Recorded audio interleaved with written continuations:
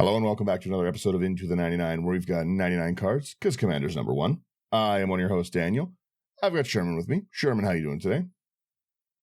Doing good, but it's cold here. We have a snowfall warning. The snow keeps on falling. It's actually taller than my dogs right now.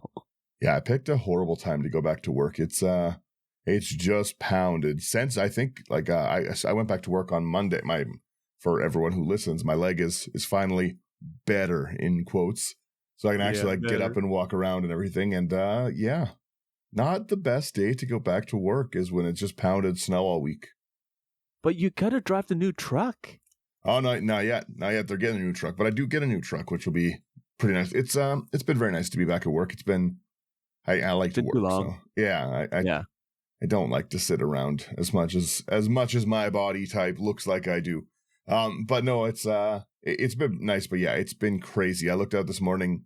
I slept in hard this morning. I looked out as soon as you woke me up, and I was like, "Oh, all right. Well, this is pretty crazy." Yeah. So you said it's bigger than your dogs right now? Sorry? You said it's bigger than your dogs right now? Yeah, in certain areas, like it's taller than my dogs. Like so for listeners, I have corgis, so short legs, low riders. Yeah. Corgis so are great. Like you see them like go out, they go down the steps. It's taller than them. They're like, nope, they want to go back. I'm like, no, we're going outside. No. No, we've got to go. Yeah, we got to go. Trek onwards, please. You're just you got a snow plow in front of them. Yeah, but they get a lot of exercise because they have to hop everywhere. That's fair. So it's kind of good for them. I was going to say we're down Slothy this week. We did the face-to-face event. Thanks everyone who came out. It was very cool to meet lots of people. Again, I'm always taken aback when people are like, "Oh, we listen to the show. I love it." I'm like, "Really? People listen? People listen to this?"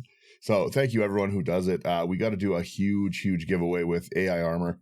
They're great. We fired up a trivia stuff. It was really, really fun. I had Sherman hosted some. We had Ryan from CCO host some. Slothy hosted. Brady hosted. Like we had a great time doing that. We recorded tons of like really, really funny games. It was just a blast. I'll quickly hit our sponsors here, that houseofcards.ca. Promo code IT99. They were great. They hooked us up with so much cool stuff to give away. If you use that promo code IT99, you'll get a discount on your list. Hopefully you'll want to build this one that we're talking today because it's cool. And AI Armor. Just go to AIarmor.com, buy their sleeves. You don't even need a promo code. They're just good. They're just really, really good. They help us out. So, I was just going to say, though, it was a blast doing that this weekend. We've got a ton of footage to put up and stuff, but we're all sick. That's where Slothy is this week, because that kind of happens sometimes at conventions. You're in such close proximity to everyone. Yeah. You talk to like hundreds of people, and then, you just need one person that's sick, and you interact with them. There you go. Yeah, and I think Slothy came down being sick a little more quickly than us, but you're over there coughing, I'm coughing, so we'll get through this one and stuff. Yep. Do you have any comments on our face-to-face stuff before we jump into this one? Oh, it was busy. we met a lot of people, and like we had a lot of good games, but it was busy. It was really busy. I was surprised at how busy it was. We showed up on Friday, and I was like, we'll go in a little bit later. The hall opened at, I think, 9 or something like that. And I was like, well, we'll show up at 10. Show up at 10 to set our booth up because we were mostly set up from the day before. And it was packed. There was no sitting space. I was like, I didn't expect this. Yeah. So, and we had a lot of people come in. They chatted with us. They wanted to play games and everything. So it was really, really good. But yeah, like it was busy. So, but it was fun at the same time. Yeah, it was a blast. I love anytime we get to do those events and stuff, and I'm definitely looking forward to more. So thanks to Face to Face for hosting it for us. Yeah, thank you so much. And yeah, like when we were there, like I tried looking for this commander we're going to talk about, and no one had it. Oh, finding these jumpstart commanders is a nightmare. It's always a nightmare. There's a reason why this card is so expensive. Okay, so let's jump into it. We're gonna talk about Evereth, Viceroy of Plunder. It's a 2 and a black. Legendary creature, vampire soldier. It's a 2/2. It has flying. It has so many things. So when you can sacrifice another creature or artifact, put a +1/+1 counter on Evereth.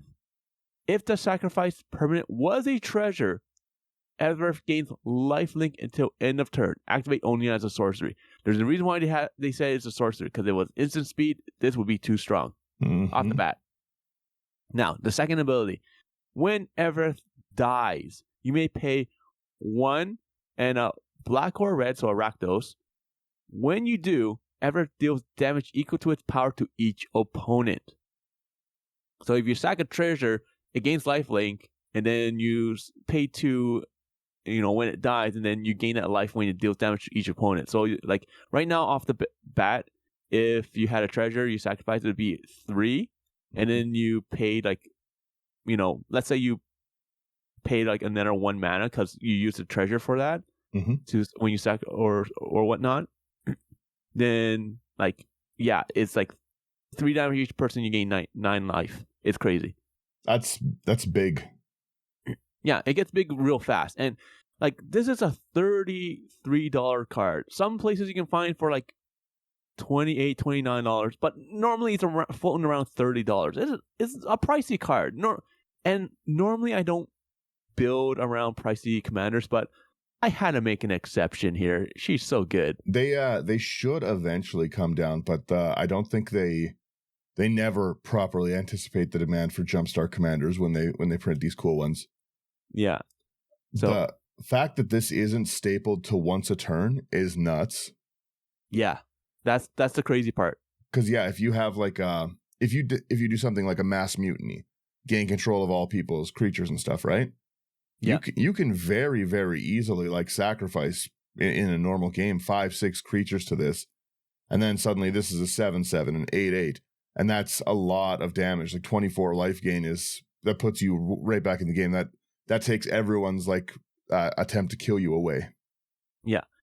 There's a lot of pricey cards out there that you can add into this that would help it a lot. Like, I had black market connections in here, but I took it out just because it's a $15 card. I'm like, it's really good. It works very well because you're life gain at the same time. But, like, whatever, I just took it out. I didn't care. So you've got a pretty decent budget on it still. It's higher than I like. It's $170, like $171.24. Okay, so summary is around a 35. So it's a below average or to an average soul summary, but like the cost is a little bit higher than I normally do. Okay? A little higher than a budget, yeah. Yeah, it's a little higher than a budget, but at the same time, I did make some sacrifices to lower the budget. Black Market Connections is one of them because it is a $15 card. So, do we need it? Not really. If you have it, throw it in. It is strong. So there's just so many cool directions to go with Evereth. Oh yeah, there's so many.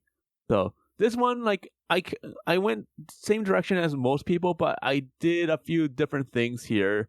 And like I was telling you before we started recording, like I tried building this before EDH Rec came out, before anyone was giving out those deck lists, just so I like to compare, see how much I match up with everyone. So let's hit some artifacts. We've got an Arcane Signet, just again, nice easy ramp. 2 mana, 2 colorless. You tap for 1 mana of your commander's identity, so we get Rakdos out of it. Yeah, we're gonna have a lot of mana rocks here, just because we're in Rakdos, so our mana fixing is kind of bad. But the next card we have here is Blade of the Blood Chief for 1 mana artifact equipment. Whenever a creature dies, put a +1/+1 counter on equipped creature. If equipped creature is a vampire, which she is, put 2 +1/+1 counters on it instead, and the equip cost is only 1. That's pretty good. So then every time you're doing it, it's 3. I keep forgetting that it's not sacrifice a creature or treasure. It's creature or artifact. So you can throw all these away late game and kill the table with them too. Exactly. You know what? I'm going to take the next one so you have a more fun card. You always take the boring one. So I'm going to take the next one here. So we have Commander's Sphere for 3 mana. Tap it, add 1 mana of any color of your commander's color identity. And you can sacrifice the Commander's Sphere, draw a card. Yeah, good, clean fun. Nice and simple. Okay, we have a Crowded Crypt. 2 and a black. taps for a black. Whenever a creature you control dies, you put a corpse counter on Crowded Crypt. 4 and double black, tap it, sacrifice Crowded Crypt. Create a 2/2 black zombie creature token with Decayed for each corpse counter on it. I like that a lot. If you can get this, if you can get this card out early, do it. Late game, it's kind of meh, but early on, this will dominate for you. Well, it's worst case, it's a mana rock, right? It's worst. Yeah, worst case is mana rock. And I like 3 mana rocks. I think that they smooth the deck out a little bit. I think they're fun. So at its like the worst this can be is a mana rock ramp, which is great. But the best this can be, ooh. See, and that's the thing. Like, we're gonna have a lot of creatures die, and you'll see why in a bit. Okay. So next card we have here is going to be a Felwar Stone for 2 mana. Artifact. Tap, add a mana to your mana pool for any color that a land an opponent controls could produce. We just need some cheap rocks. Yep. You have Ichor Wellspring, and I was hoping you had something like this in here. 2 mana. When it enters or put into the graveyard from the battlefield, you draw a card. That's great. Just a nice 2 mana piece of draw. Immediately sack it to your commander to buff your commander and get extra draw. That's basically, in this deck, this is a draw 2, put 1/1 on your creature, and 2 mana. That's awesome. Yeah, so good. It's insane to me that they gave Evereth that ability with no cost. Just throw whatever away and pump it.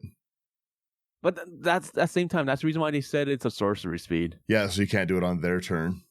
Yeah, because instant speed is just too devastating. Instant speed. You go to Wrath of God, my board and everything, and I say okay and sack the entire board I have in response, and then you just take it. Yeah. So it's just too strong. So, but I appreciate that limitation because it makes everything more creative. Yep. So, I think it's a cool a card that's balanced, very interesting. It's so interesting. So next card we have here, it's going to be Liquid Metal Torque for 2 mana. Tap to add a colors, or you can tap it to make target non-land permanent become an artifact in addition to its other types till end of turn. So you can make it for like enchantment. Okay, yeah, because we do have enchantments. Tap it. Oh, it's an artifact. Sack it as an artifact. Yep. Hey, we get a +1/+1. Well, red also has a ton of access to artifact destruction, right? But not really correct. So much for enchantment. So being able to turn things into artifacts is great. Yeah. And again, I always forget that it's a mana rock. Yes. It's very nice that it's a mana rock. We have another cheap mana rock here, Mind Stone. 2 colorless. You tap, add 1 colorless, or pay 1 colorless.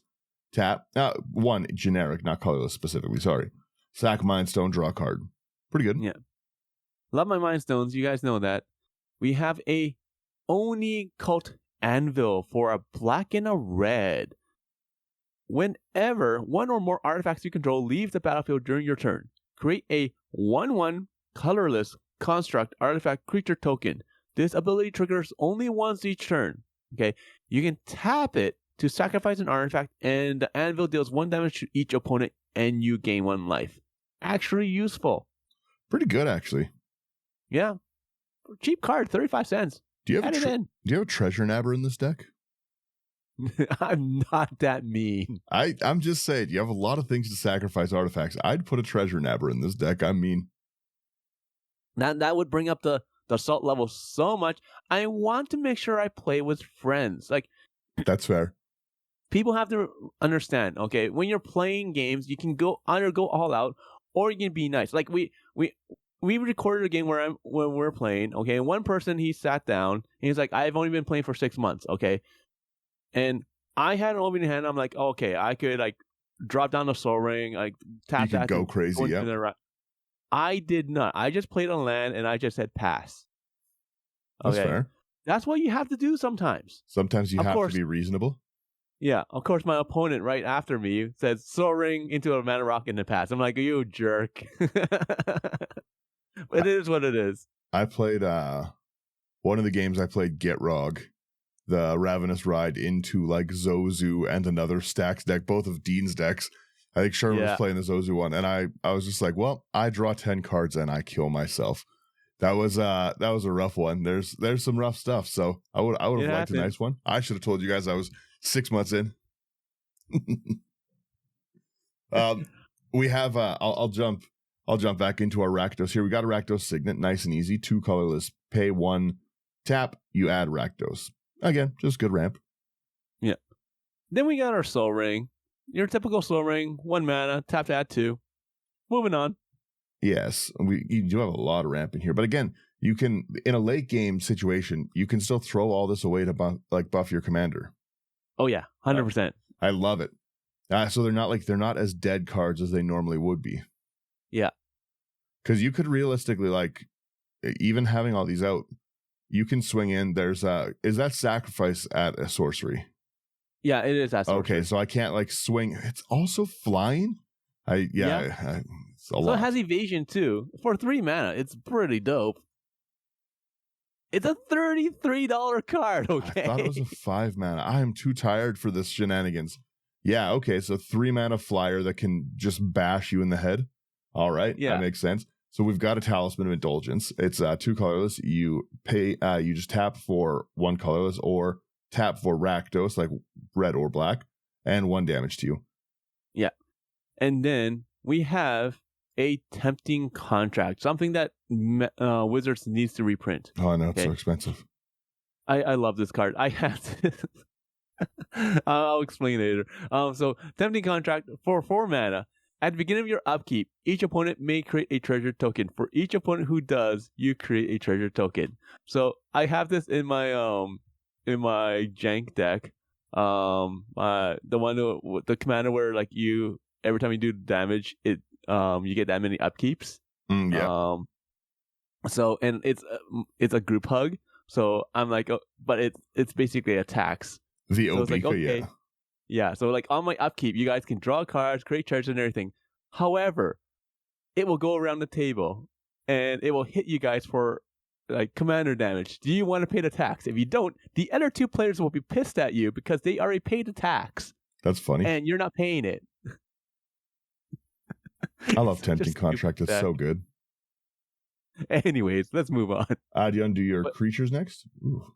Yeah, we'll go in order. No real banter here. No shenanigans. Okay. No shenanigans yet. We start with Academy Manufacturer. 3 colorless. If you create a clue, food, or treasure, instead create 1 of each. Again, super problematic when you have a commander that lets you throw away artifacts that aren't token, anything, just whatever you feel. So every time you make a treasure, which your commander wants to do, you're throwing 3 away and making your commander 3 higher, or it's Academy Manufacturer so good. Yeah, it's like for this deck, Academy Manufacturer is an MVP. I love the fact every time I see it, I'm like, oh, it's $5. I should go buy some of those, but it might be $5, but you can't find them anywhere. Yeah, good luck on that. Yeah, right. All right, next one we have here is going to be a Blood Artist for 1 in a black, 0/1. Whenever a Blood Artist or another creature dies, target player loses 1 life and you gain 1 life. It is also a vampire, so Blood Chiefs, the Blade of the Blood Chief would also go really well with the Blood Artist. Yep. Huge Blood Artist. You have a very mean Butcher of Malachor, I see. Interesting. It's either that or Dictate of Erebos, but Dictate of Erebos is so expensive still. You've got the mana for it in this deck, too. 5 double black for flying 5/4 Vampire Warrior. Whenever Butcher of Malachor or another creature you control dies, each opponent sacrifices a creature. So Butcher of Malachor is really important. So I bet it is. Yeah, if they leave it alone, it's game over for them. I'll say that right now. They have to get rid of it. Okay, and you will see as we go here because the creatures really lay out the plan of the deck. Yeah. So next one we have here is Captivating Crew for 3 in a red. Okay, it's a human. It's a pirate. It's a 4/3. For 3 in a red, gain control of target creature an opponent controls until end of turn. Untap that creature. It gains haste until end of turn. Activate only as a sorcery. So this is pseudo removal. Mm-hmm. All right. Only for creatures, but that's fine. So we're taking our creature. We can attack with it, whatever. We'll sacrifice it to our commander. Butcher of Malachor can trigger. Everyone sacrifices a creature again. We have a Blood Artist. We're pinging everyone, or we're draining them. We can already see how this is going. Mm-hmm. This is mean. It's not that mean.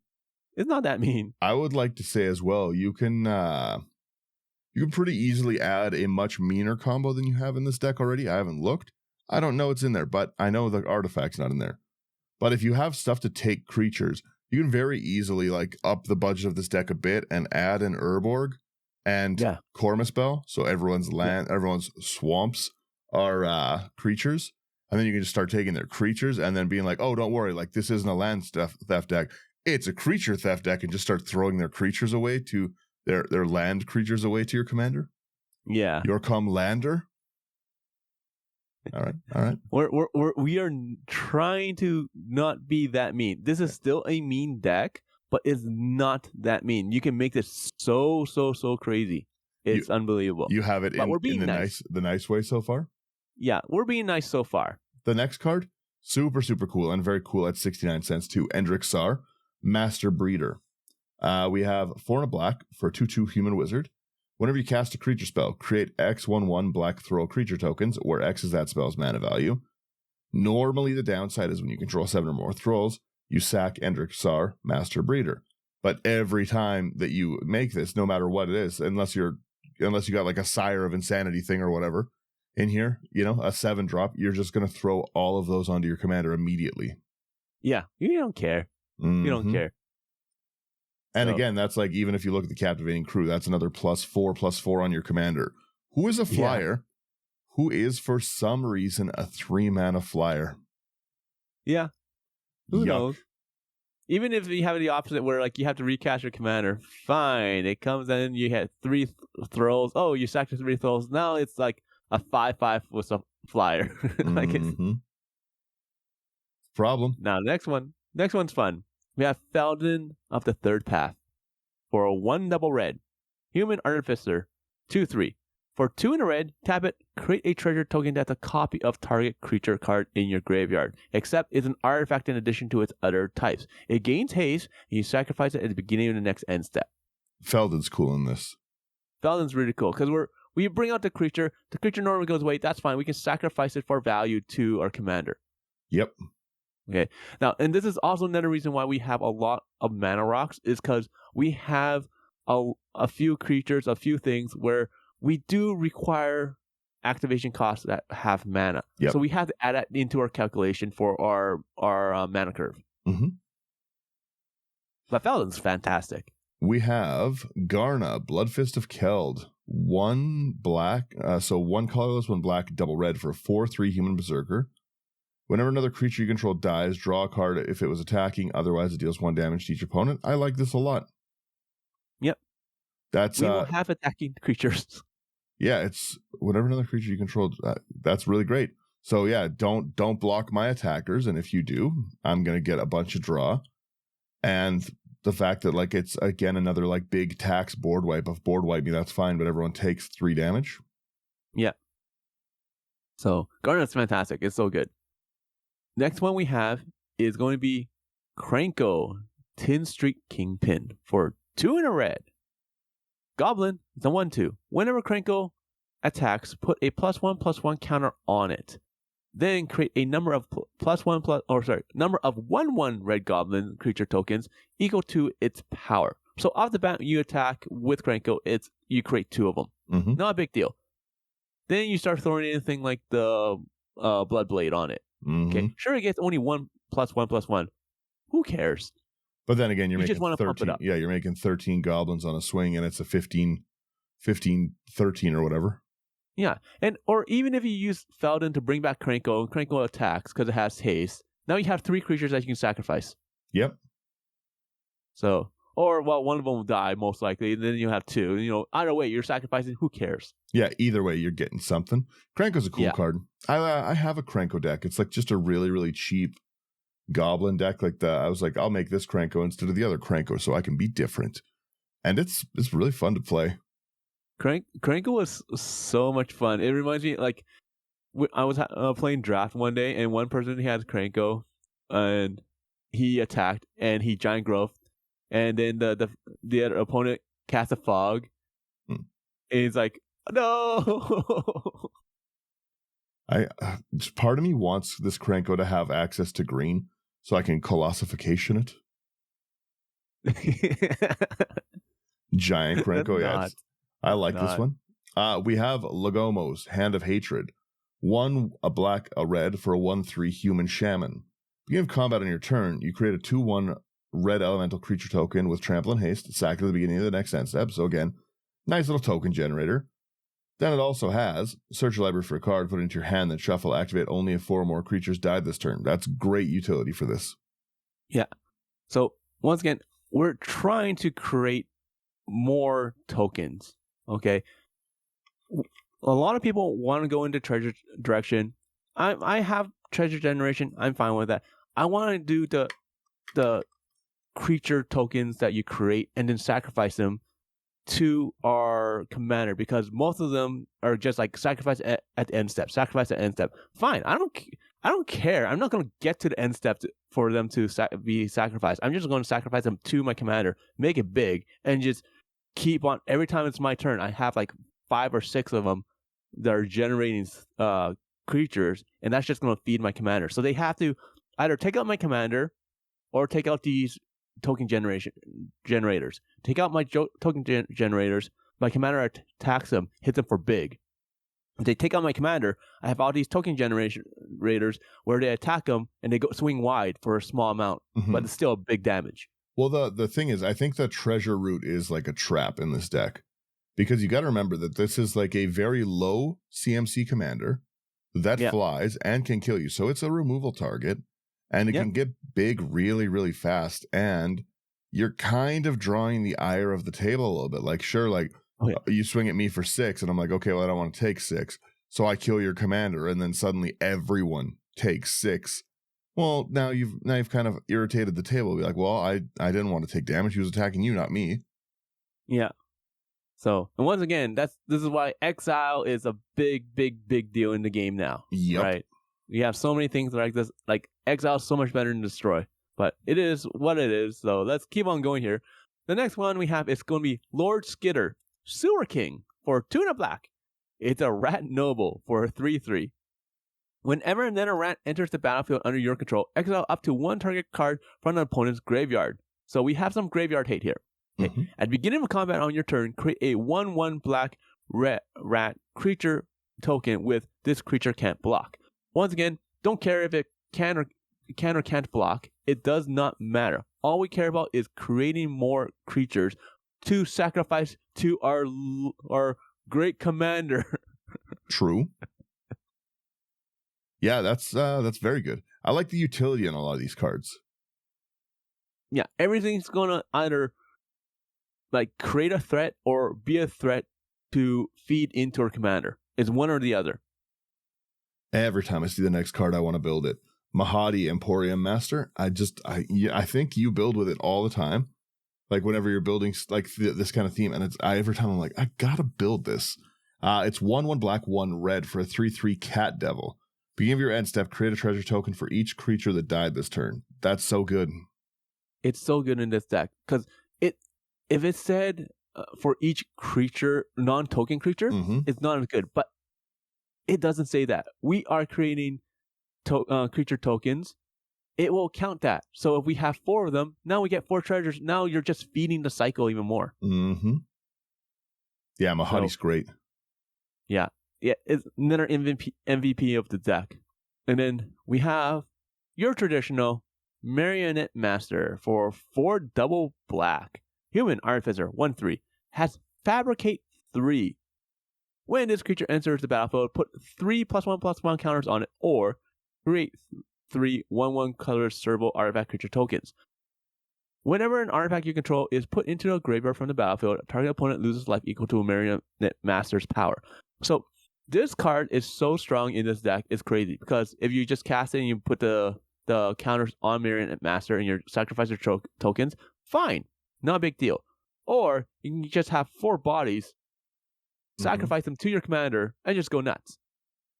Yep. Either way, you're happy. Yeah. Losing the 3 counters on it, losing that 4 life every time an artifact dies too is crazy. It's a problem. And once again, we still have that equipment to make it bigger. Oh, yeah. Well, even just by itself, I'm surprised you didn't put Blackblade Reforged in here. I considered it, but the thing is, you have enough. Well, like you need sometimes you need to tone down the assault level. Chill. Yeah, you gotta chill so that you're not the target. So one thing that makes it so that I can politic a lot is not being the biggest threat. People know secretly that I am the biggest threat because I'm negotiating and I'm making like deals and everything. But on the table, I am not the threat. As long as I'm not the biggest threat, I can negotiate. When I am the biggest threat, it's harder for me to negotiate. So if I have something like Blackblade Reforged out, okay, which is expensive for its activation, for its equip cost, which is another reason why I didn't have it in, okay? But if I have that and I throw it onto my commander, off the bat, once again, I'm becoming the biggest threat every single time. Mm-hmm. So what's the point, right?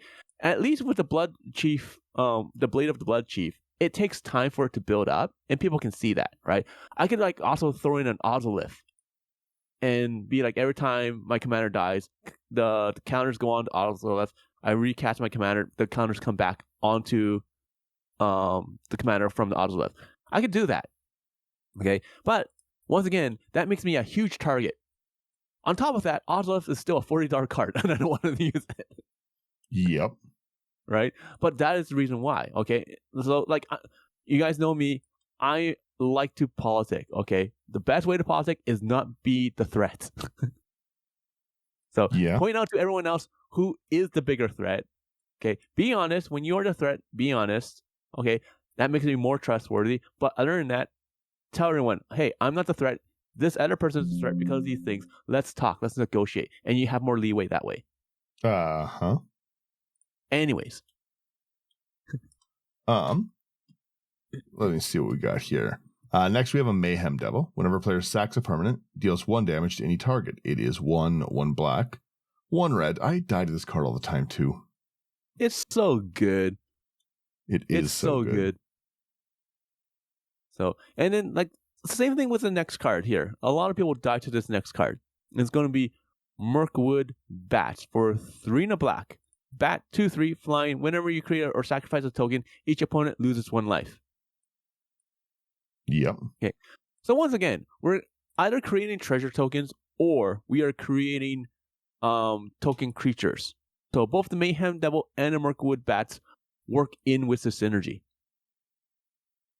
So once again, we don't have to cast these right away.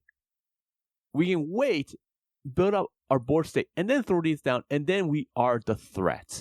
Okay, we are the biggest threat. But until then, let's negotiate here. I'm not the biggest threat. Daniel is. Daniel's always the biggest threat. Go after him. I'm never a threat. I'm usually chill and very normal. We have a Pawn of Ulamog, 1 double black for a 2/2 Vampire Shaman. When Pawn of Ulamog or another non-token creature control is put into a graveyard from the battlefield, you can put a 0/1 colorless Eldrazi with sack to add 1 mana of any color. That's great too for when you're already throwing cards away. Yeah. So Pawn of Ulamog, whether you have it or not, is not a big deal. Okay, just because we are playing around with like 21 creatures, 22 if you count the commander. So it does, trigger from time to time. Okay. But not often enough, really. I do like Pawn of Ulamog just because it does create something else for me to sacrifice. So whether you have Pawn of Ulamog or not is not a big deal. The next card, though, really does matter. And that is Pitiless Plunderer for 3 and a black. Human Pirate, 1/4. Whenever another creature you control dies, you create a treasure token. Yay! I love the fact that it doesn't say non-token creature. Once again, this is a broken card. There's a reason why it's still an expensive card. Even though they've reprinted this, I think 3 times, 4 times, and it's still like an expensive card. So, but it is what it is. And once again, it goes with what our theme is, where we are creating creature tokens. We are sacrificing those creature tokens to our commander. Hey, if Pitiless Plunderer is out, okay, we create we create treasures for every single time we sacrifice those creatures. Okay, now we have those treasures to either use for casting other things, or once again to throw into our commander, because that's what our commander does, or to keep it just in case to use the second ability of our commander. But yeah, Pitiless is a problem. Pitiless is a big problem. You have a lot of very interesting obnoxious cards in here. They all synergize. That's the key. They all synergize with something else. I really like the Reassembling Skeleton 2, 1 in the black for a 1/1 Skeleton Warrior. You can pay 1 in black, return it from your graveyard to the battlefield tap. So if you've got tons of mana to dump into it, you can do it like 6 or 7 times in a turn. Yep. And that's the reason why, once again, we have a lot of mana rocks. So just in case for that. This next card, it's so strong. It's so strong in this. Okay. It's going to be the Rose Room Treasure for 3 in a red. Ogre Warrior for 3. It has Alliance. Whenever another creature enters the battlefield under your control, you create a treasure token. If this is the first or second time this ability has resolved this turn. Otherwise, you may pay X. When you do, Rose Room Treasure deals X damage to any target. That actually does matter, because if you have 5 treasures and you have no more removal, and we're creating creatures, once again, it doesn't say non-token creature. It just cares if a creature comes in. Okay, so if you have 4 creatures come in, all right, trigger once, trigger twice, you get 2 treasures. Third time, okay, you can pay whatever to deal damage to something. Okay, any target. Could be a planeswalker, could be your opponent's face, could be a creature. Okay, and then you create your other treasures. This generates so much for you in this deck. It's crazy. Mm-hmm. Well, it's a card you don't really see too often too. It's very cheap, which is nice. Yeah, and it really, really hurts. It hurts so much. The damage, like it's a really cool card. I like the Alliance mechanic a lot, to be honest.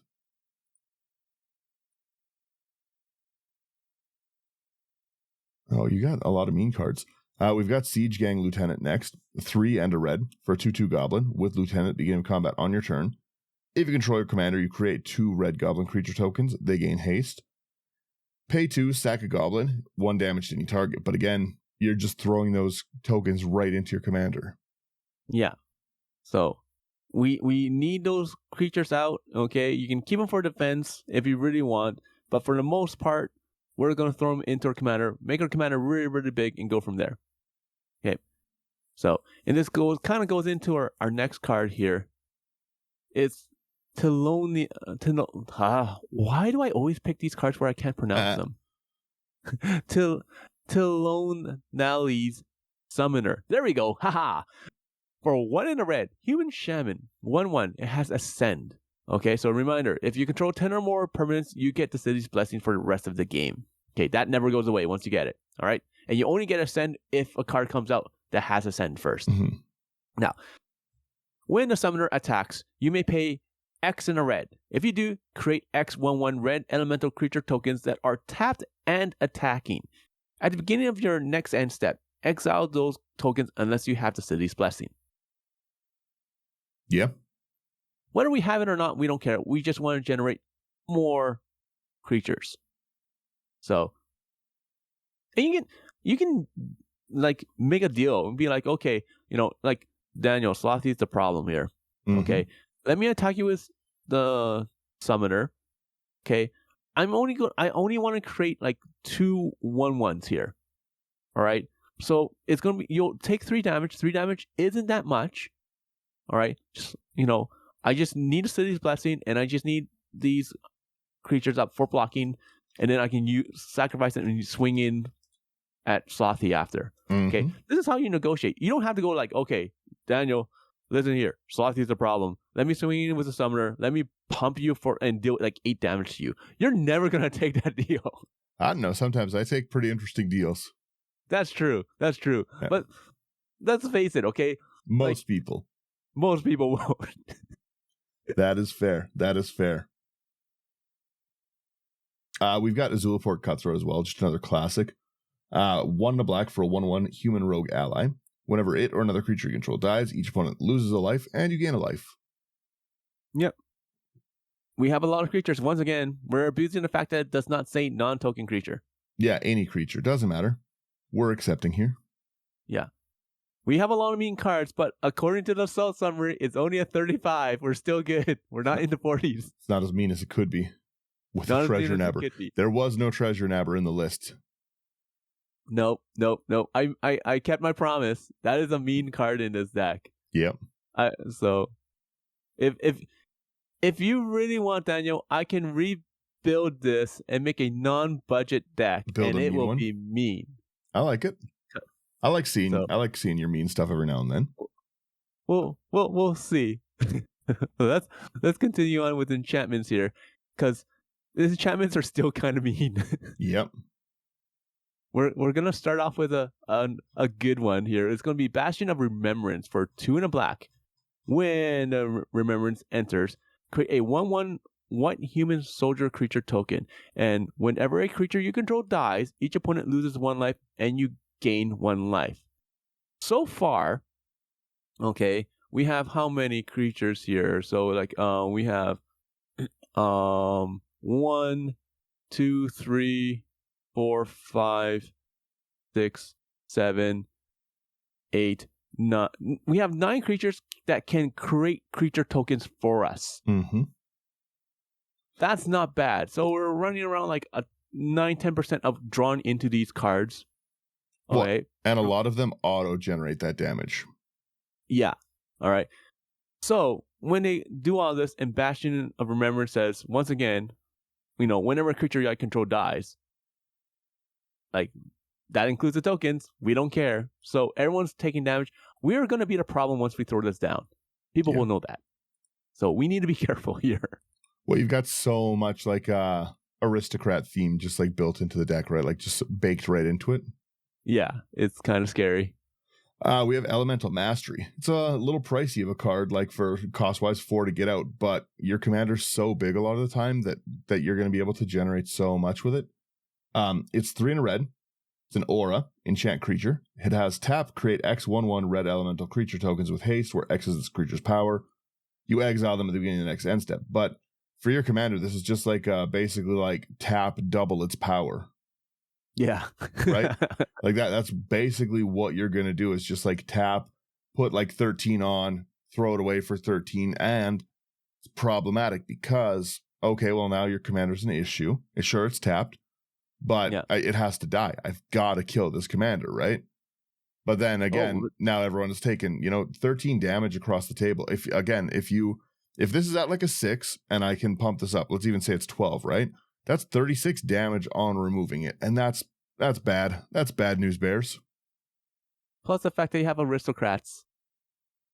Oh yeah. So there's a lot of times killing your commander might drain the table 20 or 30 damage. Yeah.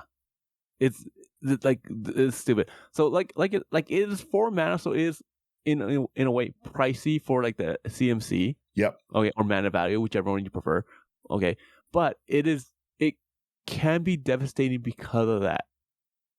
So yeah, a great card, fun card. So I wish you see it used in play more, but it is what it is.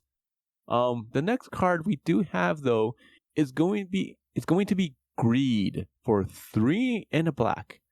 You can pay a black and pay 2 life and you draw a card. Nice, simple, effective. We need more card draw anyways, and we're kind of life gain, kind of not, kind of are, because we're a bit of an aristocrat strategy. So paying a 2 life to draw a card is not a big deal. You can make it back, yeah. Yeah, we can get it back easily. We don't care. Again, your commander just having potential life gain built in. Problem. Yeah. And then we have like the Blood Artist, we have Zulaport, we have the Bastion of Remembrance, we have all these things that let us gain life at the same time. So we are partial life gain. Yep. I agree. Ooh, you have another mean one. Ride of the Raging Storm, 3 double red. Creatures named Lightning Rager can't attack you or planeswalkers you control. Great. Beginning of each player's upkeep, that player makes a 5/1 red elemental creature token named Lightning Rager. It has trample, haste, and sack at the end step. So again, it's great for what we already want to do. It it forces other people to have these extra things. At least it's not goated, so they don't have to attack with it. But a lot of your stuff triggers when anyone's stuff dies. It doesn't matter who. Yeah, exactly. So, like, we are secretly the problem. We gotta sandbag a little. We gotta hold back. But we are always the problem. Let's face it. We are always the problem. This next card, I don't have any copies. Sorry? What? The next one's mean, Sherman. Who hurt you? I've never played with this card. I want to play around with this, okay? This is such an interesting card, okay? Scavenger's Talent for black. All right, it's an elemental class from the Bloomburrow set. Whenever one or more creatures you control dies, you create a food token. This ability triggers only once each turn. All right, cool. No problem. All right. I'm kind of glad it says only once each turn because we would sacrifice a lot to get a lot of food. So we're cool with that. Level 2, you pay for 1 in a black. Whenever you sacrifice a permanent, target player deals 2 cards. That's what I was saying. That's rough. That's really mean. Now, will we get to level 3? I don't know. Because once again, I have not played with this card yet. Okay. But for 2 in a black, at the beginning of your end step, you may sacrifice 3 other non-land permanents. If you do, return a creature card from your graveyard to the battlefield with a finality counter on it. Whether we actually do this or not, I'm still kind of Okay. Level 2 is what we definitely want. Okay. But at the same time, it's a scary card. Even it dropping down at level 1, if it only had the level 1 ability at 1 mana, it would be so good in this deck because you still have that ability to throw your artifacts away, right? Yeah. So you've got life gain potentially built back into it to feed the greed. Or again, like I said, you just have an extra token to throw away. Like that's already good before the mill. Exactly. So it's just one of those things that is just so stupid. It's pretty good. We have a shiny impetus, 2 and a red. Enchanted creature gets 2/2 and goaded, and whenever it attacks, you create a treasure token. I like all of that. You keep a problematic creature away from you. It has to attack. It makes you treasures. Yeah. And you waste someone else's removal. Mm-hmm. So it's fantastic. I love it. Yeah. Okay. Let's jump into the instance here. So we have a very small amount of instance. I do like interaction, but at the same time, we're gonna be the problem. So we're gonna be once again sandbagging quite a few of these because all of our threats are gonna be on the board, right? So we're gonna start off with Baleful Mastery for 3 in a black. You may pay 1 in a black rather than pay this spell's mana cost. If the 1 in a black cost was paid, an opponent draws a card. So you're basically gifting a card, which is fine. Okay. Exile target creature or planeswalker. So you will always gift a card when there's more than one opponent. Yep. Okay. Because you want to make allies. Yeah, I'm always making a friend. Yeah. All right. So we don't care. Yeah. I like this. We have Body Count as well of an interesting one. 2 in a black. It has Spectacle. You can cast it for its Spectacle cost rather than its mana cost if an opponent loses life. Very easy. And you draw a card for each creature that died under your control this turn. That's good. This is a phenomenal card. Okay, so let's say we have like 3 token creatures. Okay, let's say they're elementals. All right. Sack 1. And then we're aristocrats, so somebody loses life. Okay, then you sack the other 2. All right, pay the 1 black for the spectacle cost. Now you're drawing 3 cards for 1 mana. That's just with 3 token creatures that we created. We're gonna make more than 3. Well, again, too, it's very nice to the board wiping this deck's a problem because you might die aggressively, like you might take just a ton of damage right out the gates. But then all of a sudden, you 1 mana.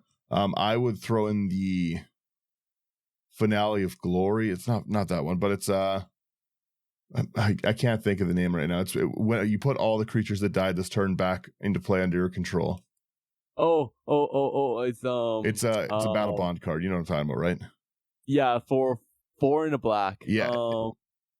Some bonus. No, I'm not bonus round. I know what you're talking about.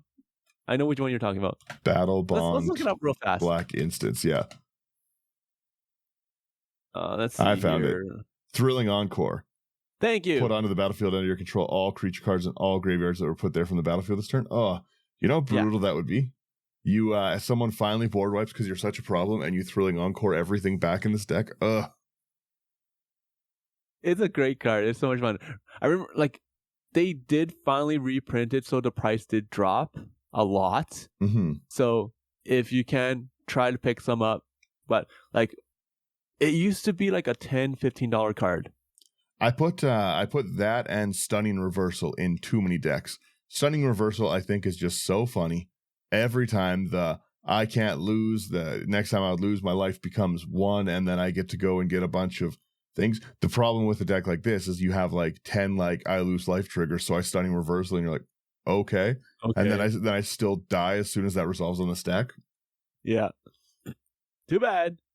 That's why, like, I have the mill stuff. It's like, okay, you Teferi's Protection? Fine, I'll just mill you out. Yeah. So, don't care. Mill is an easy way to get that win, too. I'm so sick of seeing people play Teferi's Protection. I'm just like, nope. Yeah. I'm gonna find ways to, like, get around that and kill you still. I don't care. It feels good to kill someone through a Teferi's Protection. That was at trivia. That was one of our questions, is how do you kill a player through Teferi's Protection, and it's fun. Yep. It brings salt, especially because they've lost their lands. So even if they have responses later on and stuff, right? You see it a lot in like control heavy decks, lots of interaction decks. You just pass the turn or pass the phase. Okay, I go to combat. Now they have no mana, and you say, "All right, now what's up?" Yeah. There you go. Yeah. All right. Continuing with our interaction here, we have Bolt Bend for 3 in a black. This spell costs 3 less to cast if you control a creature with power 4 or greater, which does matter for our attack. Change your target spell or ability with a single target. So it's just, in a sense, a cheaper deflecting SWAT. Mm-hmm. So, I love it in place of because it's only like a $4 SWAT, card. Yeah. Yeah, 3 less, so you paid for 1 easy. We've got a Chaos Warp, which I think is like I think you have to have it in a red deck. Yeah. It's just so good. It's 2 in a red. The owner of target permanent shuffles it into their library, then reveals the top of their top card. If it's permanent, they put it on the battlefield. Not optional, we found out. Yep. So it's just we have problems with enchantments, so we gotta do it. The next card here we have is Costly Plunder for 1 in a black. As an additional cost to cast this spell, sacrifice an artifact or a creature. More than likely, we're going to sacrifice a creature, token creature. Okay, and you draw 2 cards. Nice, simple. Yep. Deadly Dispute's kind of in the same like vein here. 1 in a black, an instant. As an additional cost, you sack an artifact or treasure.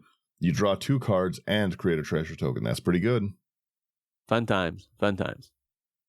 The next card here is very, very, very, very fun. I'm glad to see a lot of people found this card when building this commander. It's Fatal Frenzy for 2 in a red, instant. Until end of turn, target creature you control gains trample and gets +X+0, where X is its power. Sacrifice it at the end of turn. That's bad. That's very bad. That's so good. Yeah, because again, like I said, my commander's like a 6 or a 7. So, it goes up to an 11 now, and it's going to sack. So I'm going to hit you for 11 with flying. Yeah. Then I sack it, and then I'm going to drain 33 from the table. Yes. Yeah, that's bad. That's bad news bears. You can't let that happen.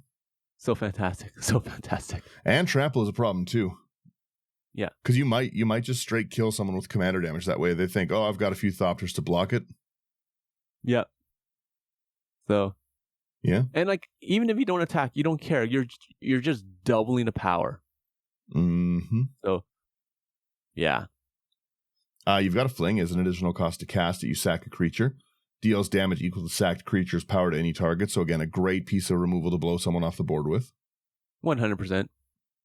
And the last one is a game finisher that a lot of people don't see until you cast it. Mm-hmm. Tainted Strike. For 1 black, target creature gets +1/+0 and gains infect until end of turn. Oh, yay. You just killed all 3 opponents all at once with a single Tainted Strike because your commander is really big. Well, yeah, because it's your commander deals that damage. And if your commander has infect when it dies, your commander's damage is dealt as infect, which is problem. Yeah. So if anyone faces this commander and you see it getting close to 10 power, kill it. Kill it right away. Don't negotiate, just kill. Yeah, don't risk that one-shot kill.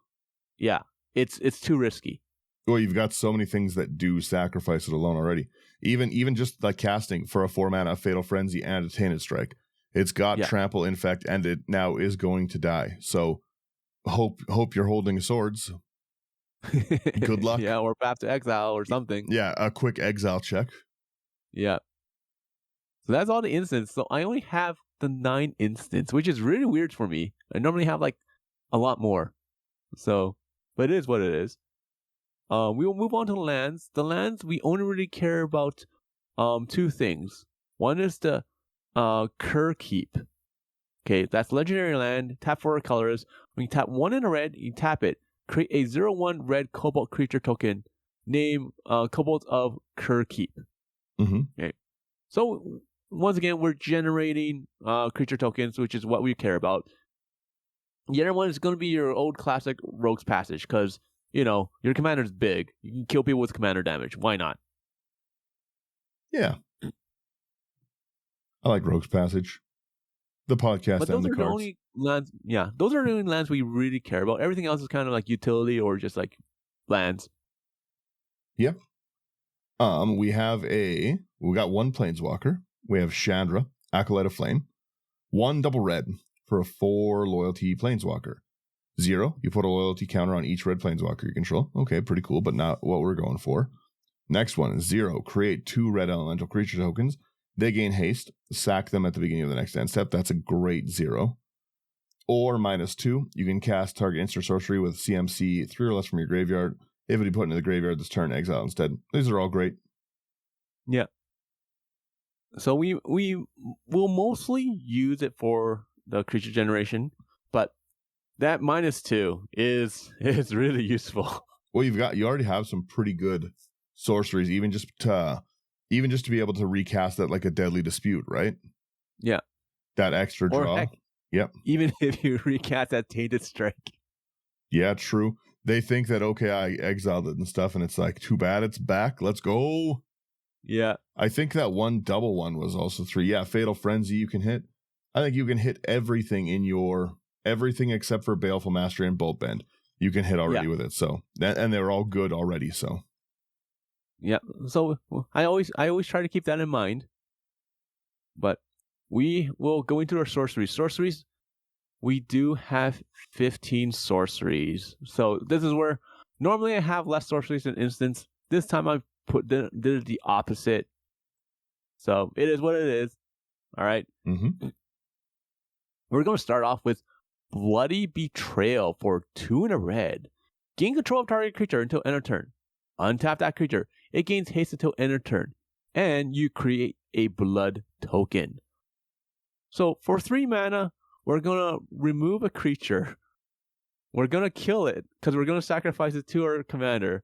And then we're going to create a blood token, which will also let us either draw a card or sacrifice to our commander. Either way, we're happy.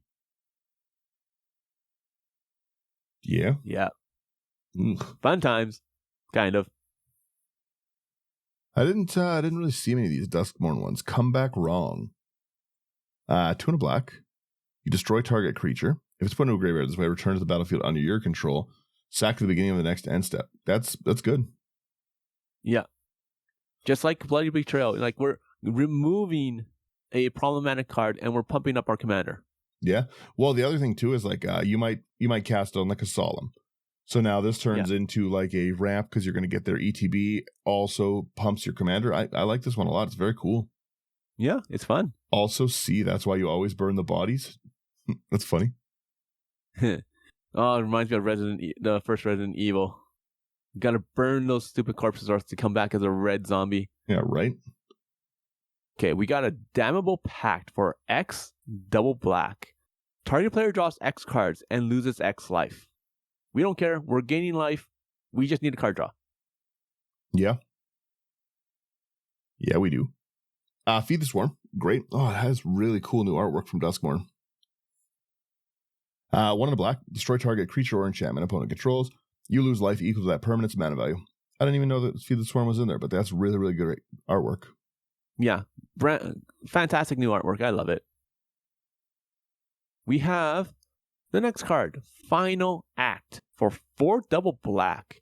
Sorcery, well, because we're in sorcery. Choose one or more. Destroy all creatures. Destroy all planeswalkers. Destroy all battles. Exile all graveyards. Or each opponent loses all counters.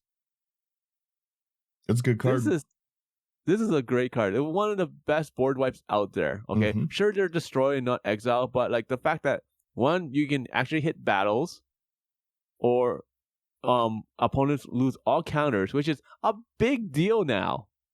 There's a lot of experience counter stuff, yeah. Yeah, experience counters, even finality counters. That's why I kind of considered like using finality counters in this for bringing stuff back. So no, like it would just be the ones on the opponents. Oh wait, yeah, that's right, opponents. But you could be nice to an infect player and then still later kill them with infect. Would be hilarious. Be like, you know what? I'm going to save you guys. Don't worry. Everyone loses all poison counters. I then tainted strike my commander and kill everyone with poison counters. Would be so funny. Oh my goodness, that's just no.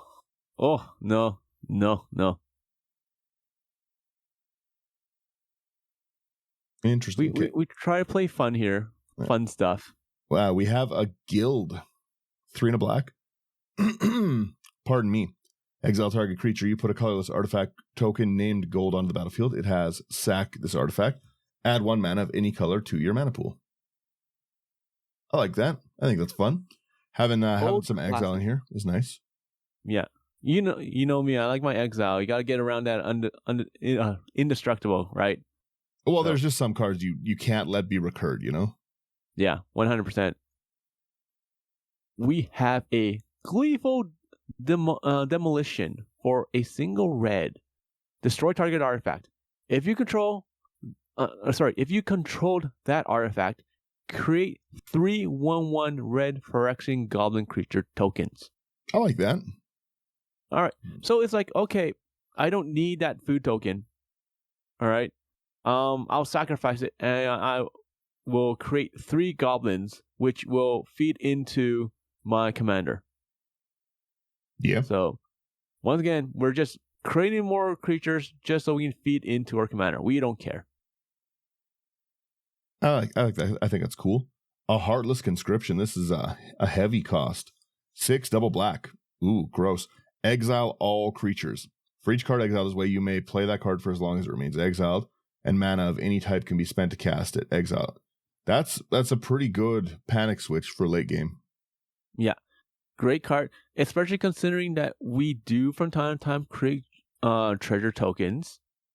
Okay, this can actually matter because we can wipe the board, it exiles, so we don't have to worry about indestructibility again. And then we can use the treasures and like our mana rocks, because we have quite a few, and start casting on the creatures that our opponents had. So it's a phenomenal card. Yeah, it's cost 8, but we're talking about late game at this point in time, so we don't care. Yeah. The next card we do have is Invoke Despair for 1 and 4 black. So 1 black. Target opponent sacrifices a creature. Good. If they can't, they lose 2 life and you draw a card. Also good. Repeat this process for an enchantment and a planeswalker. So this is another way for us to, 1, get rid of an enchantment if need be. We have some hoops to jump around, but it is what it is. And same thing for a planeswalker. Mm-hmm. Or we just draw a card. Either or. I like it. Sacrifice is always mean. Yeah. We have a Lich Knight's Conquest, 4 and a black. Sack any number of artifacts, enchantments, or tokens. Return that many creature cards from your graveyard to the battlefield. That's great. Yeah. We've got so many tokens in the deck that's awesome. is a great card for only $1.50. It's not bad, 5 mana is a little pricey, but you're bringing back a lot of stuff. Well, you can get all your problem cards back, right? We don't have problem cards. I don't know what you're talking about. We're playing nice here. True. We have a Knight's Whisper for our next card. It's gonna be 1 in a black. Okay. You draw 2 cards and you lose 2 life. Simple as that. You just need more card draw. I take that trade every day. Yep. We've got Read the Bones, 2 in a black. You scry 2, draw 2, lose 2. Nice, simple. Once again, this is why our sorcery is so big. It's just because we need that card draw. We need something to get it back. Yeah. Oh, the next card is a very, very, very fun card. Okay, and I'm really, really glad to see that they did reprint this. It's going to be Seize the Spotlight for 2 in a red. Each opponent chooses Fame or Fortune. For each player who chooses Fame, gain control of a creature that player controls until end of turn. Untap those creatures and they gain haste. For each player who chooses Fortune, you draw a card and create a treasure token. Either way, you're winning out on this quite a bit. This doesn't target, so you can take hexproof things. Yeah, or Shroud. Yep. Again, too, you know that anything you give is getting thrown away to the commander. So 100%. Your creature's dying. So do I want to pump your commander, or do I want you to draw and get a treasure, which will also pump your commander? Yes. So people, unless they have token creatures to give you, they will more than likely always choose to let you draw a card and create a treasure token. But this doesn't say for each player who chose Fame gain control of a creature they can you choose. That's true. Yeah, they don't choose. It doesn't say of their choice. They just choose Fame or Fortune. This card's worded weirdly. I'd have to look at how it is, but either way, like in a worst case, you give me a creature to feed my commander, or I draw and make a treasure token. That's rough. It's a really rough. So like most of the time, people will just choose Fortune. So you draw a card and create a treasure. Mm-hmm. So because they don't want you to take anything. So the next card here is going to be a Sign in Blood for our 2 black. Target player draws 2 cards and loses 2 life. Yeah, you've got a lot of cool draw in here. Yeah, we need that card draw. We have a lot of mana too, so we don't care. The only problem is, once again, it's a slow deck because they're all sorceries, but it is what it is. That's okay, though. It's okay. We have a Vandal Blast, 1 red, destroy target artifact you don't control, or 4 in red, overload it and hit all the ones you don't control. Yeah. So, that's last one. Fantastic. That is our last card. Yeah. I like this list a lot. I can see personally like where you've made like cuts to a budget and everything like that. It's not super expensive, and it's not as mean as it could be. It could be really, really mean. Oh, this deck can be so mean in so many ways. But I think that Evereth is it's a really, really interesting commander, and it does a lot. 3 abilities at 3 mana, starting at 2/2, and one of them is flying. Is a pretty strong commander. Yeah. Let's face it, okay? Like, if this commander was a budget commander, like if it wasn't $30, all right, this would pretty much be a budget deck, because then we're like under $150. Yep. Well, okay. Again, you have to remember these jumpstart commanders are inflated in price. I bought original Tiny Bones for I think like $95. Yeah. Right. So they will come down. They're gonna Foundations, and the Foundations jumpstart was too popular for them to not do more waves of. Yeah. So like a lot of people had fun with the pre-release. A lot of people are drafting them. So as more and more packs are cracked, we will see hopefully eventually the price drop down for this. But once again, like for this commander, the fact that this is like $170 deck, that's not bad. Yeah, okay? With a $33 commander. Yeah, that's not bad at all. Right?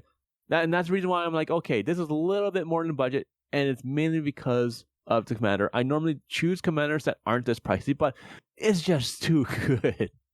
One, that there's a few higher pieces that you could get rid of, like your tempting contract, like your blade of like blood chief and stuff.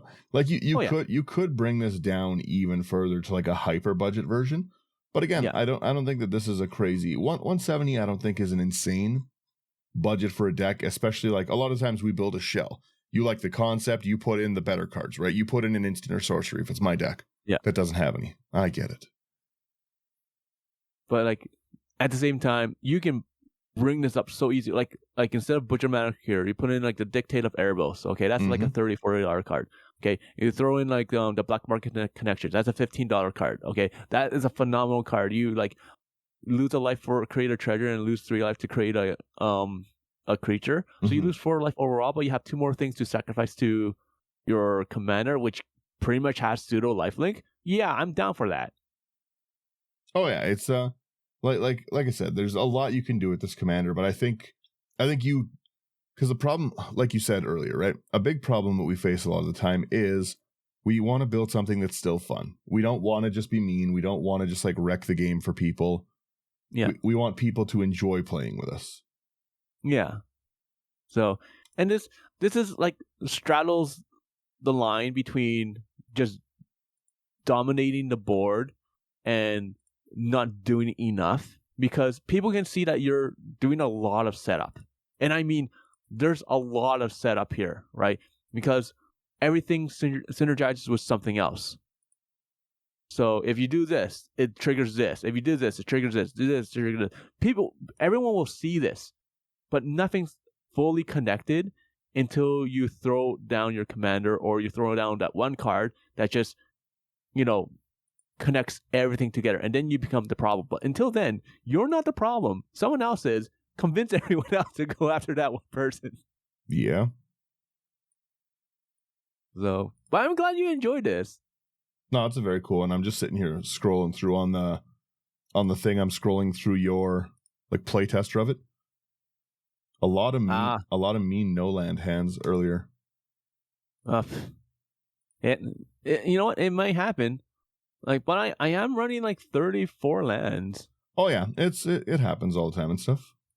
Yeah, but like it happens from time to time. Like I said, like I have a decent amount of mana rocks.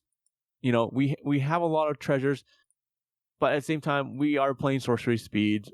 So we're gonna try get into like our card draw as fast as we can, so we can get more stuff on the battlefield. So, and whether if they get wiped or not, it's not a big deal. We have some graveyard recursion, so we'll go from there. And we have like a lot of cards that do the same thing as something else. So if we lose that one copy, not a big deal. We have something to replace it later on in the deck. Yep. So, yeah. So if you like some of the things you need to know, like if you have a blood chief, don't throw out your Zulaport Cutthroat at the same time. Don't have them both. Have one in your hand and keep it in your hand. Don't play both. Unless you're gonna win, then just do it. But other than that, like I've seen people do that where they have like the blood chief and the Zulaport out. They're like, nah. It's sort of like the Soul Sisters, right? You have both Soul Sisters out, Soul Attendant and Soul Warden. And they're like, haha, like I'm gaining so much life, and then board wipe, and they're like sitting there like, I can't gain my life anymore. My deck is all about life gain. This sucks. It's like, don't do that. Just keep one in your hand, sandbag it. You don't need to like you expect board wipes in games. Come on. I'm 5 or 6 turns into this game, and I've got into this like version. I have a Pitiless, Evereth, Arcane Signet, Wellspring, Liquid Metal Torque, Tempting Contract, which is like not a very scary board state. But in hand, I have that Fatal Frenzy and Tainted Strike. Yeah. So you know what I mean? Like I go, you know what? I'm going to sack 1, 2, 3, 4, 5 to Evereth. This makes it a 7/7. I'm going to Fatal Frenzy it. It's now a 14/7. I'm going to Tainted Strike it. It's now a 15/7 that's going to die at the end step. That's like a turn 6 table kill. Yeah. So it does work. Oh yeah. Well, a turn 6 aggressive table kill, to be honest. It's very, I think it's a very cool deck. Yeah, it is a very fun deck. I strongly suggest people that if you cannot find it, because I've truth be told, I've been going on House of Cards every day ever since Face to Face, trying to see if they bought any of this card, and it's still out of stock the whole time. Yeah, trying to find these is not fun. Well, and I think a lot of people don't want to sell them right now because game stores are like, well, this is an inflated price. And then I'm like, well, I'm not going to give it to you for $15. Yeah. So I say, proxy it for now. I'm more certain people are fine with that. Like talk to like Abyss Proxy Shop, one of our great sponsors. Maybe they'll make a proxy of this, and go from there, right? But like, don't let the fact that this is out of stock everywhere to stopping you from playing this deck. Just proxy it and play it. It's a very, very, very fun commander. Yeah. Like I said, I've said before, I would always rather someone proxies like a card or two and actually builds the deck instead of just like never seeing the deck played because, well, I can't find it or I can't do this, Yeah. So, but that's all I have. I like it. I will say again quickly, let me hit our song. Bam. Go over to houseofcards.ca, promo code IT99, get everything you want over here. A bunch of people keep messaging me being like, oh, they have great shipping and stuff. And I'm like, oh, did you use the promo code? And then they're like, no, I didn't. I'm like, well, use it. It gives you a discount. It helps everyone. It's a nice way to support us. It gives you guys a discount at your checkout, which is nice. I think it's like 5% too. It's pretty good discount. Very, very fast shipping. Go to AI Armor for sleeves. They have all these new guild sleeves, and I honestly need to take like so many of them. The new guild multi-mana sleeves are so crazy. Other than that, thank you guys for listening, getting through the episode, hearing our nonsense shenanigans. I want to know what you would put in Evereth and stuff. Obviously, there's a ton of ways to really power this deck up, but like, would you make it more mean, or would you would you lighten the load on this? Make just a budget deck, because stealing people's stuff is kind of funny, but it can solve the table. And yeah, that's basically it. Thanks to everyone who came out to the face to face. Slothy, start feeling better. I think I've hit all our bases. Yep. Check out AI Armor, check out their sleeves. They have a lot of great ones and everything. And once again, Abyss Proxy Shop, check out their proxies, their cards. They're fantastic. They're so nice. Oh, I also wanted to say, thanks for everyone who played trivia with us. It was a lot of fun and everything like that. I'm going to be working on those videos as soon as I'm done recording this, so we'll have that up and everything. Go check out our trivia clips. They're going to be on both like the Into the 99 page and then like a Firemind page too. And that's it. Thank you guys. Brush up on your trivia, because we're going to be places playing them more and more and more. Yeah. The more people play trivia, everyone. Yeah, the more people play, the more we come out. It's good. That's it. Yep. No more music. No more episode. Bye-bye. Okay. Laters.